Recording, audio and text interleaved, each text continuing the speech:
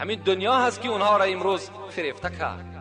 بازیچه طفل فریب این متاع دهر، بازیچه طفل فریب این متاع دهر، به عقل مردمان که بر این مبتلا شود.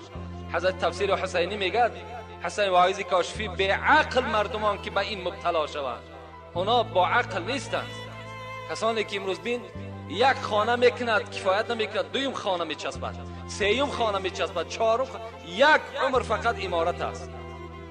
ما نمیگیم امارت نکن، ما نمیگیم آبادی نشود، آبادی شود، آباد کن، خوب کن، لکن در برابرش امارت خدا را و امارت قصرهای جنتی را فراموش نکن. آخه اون طرف هم آباد کردن در کار، این طرف آباد شد، اون طرف هم آباد کردن در کار. 50 سال 60 سال حیات قریب نیست یا شما و شما فقط در محبت دنیا و فقط و فقط در ساختمان و در آب و در گل صرفش میکنیم. خلاص با آخر وقتی امتهای احمد، وقتی حضرت ابراهیم که خیلی عمرهای دراز میدیدن، با یکی از زاهدان، با یکی از پیروان خود در یک بیشه میگد رو پرو شد و گفت ای امت ابراهیم، گفت حضرت ابراهیم خطابش کرد، ای پیرو ابراهیم، خانه داره که ما با همراهی تو در خاندان تو رفته مهمان شویم. این حضرت چی گفت؟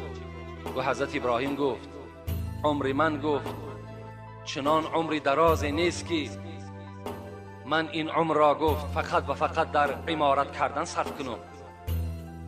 گفت ای پیر، گفت ای پیرانسال، ای مرد، ای موی سفید، چند سال عمر داری؟ گفت 400 ساله هستم. 400 ساله هستم، لکن عمر من نه آنقدر عمری هست که من اینا در عمارت و فقط در بنیاد دنیا صرفش کنم. 400 ساله عمر. همین حضرت مولوی در نظم در آوردن، با آخر وقتی امتهای احمد، حضرت ابراهیم به سوی همون پیرانسال 400 ساله گشت و چی گفت؟ با آخر وقتی امتهای احمد با عمر اندک معمیر به حد، ای پیر، گفت ای امتی من، ای پیروی من، فراموش نکن، گفت یک احمد گفتگی پیغمبر میبراید، یعنی محمد است.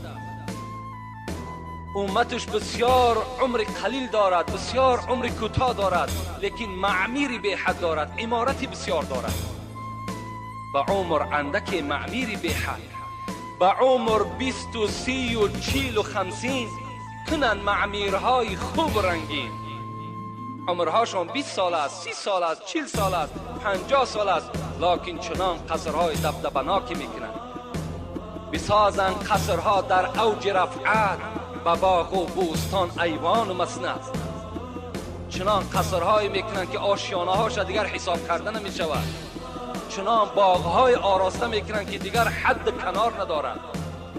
تو با عمری دراز 400 سال نکرده کازمای پیری خوشحال، تو 400 ساله مردک، 400 ساله عمر داری، چرا یک خانه برای خود بنیاد نکردی؟ لکن این پیری دانا و پیری خیرتمند بود. بسو ابراهیم چی گفت؟ تبسم کرد پیر آمد به گفتار، قسم بر ذات آن دانای اسرار. اگر عمرم چو امتهای احمد، بودی من کردم در سجده مسند.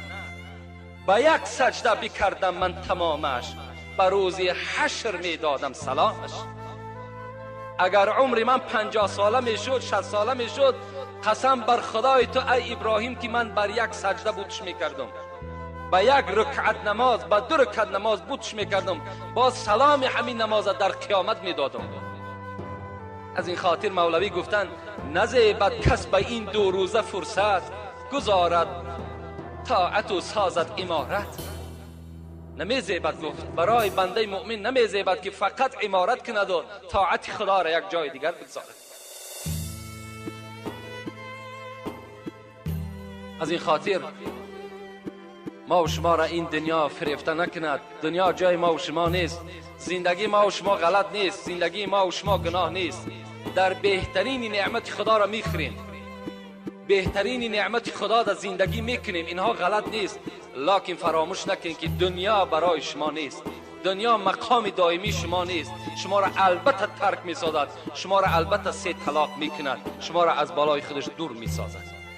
رسول اکرم چی گفتن؟ اللهم، دعا کردن، لا عیش الا عیش الاخره. خدایا این عیش نیست این دنیا، این دنیا زینت ندارد، راحت ندارد. پروردگارا هر عیش هست، هر راحتی که هست عیش آخرت است. خدایا برای ما آخرت نصیب که گفته حضرت دعا کردن. ما و شما هم باید چیکار کنیم؟ طلبگار فقط آخرت باشیم، با این دنیا دل نبندیم. حاصل دنیا چی باشد؟ ای امین 9 گز کرباس با 3 گز زمین. همین است، هم از حاصل دنیا فقط و فقط همین است.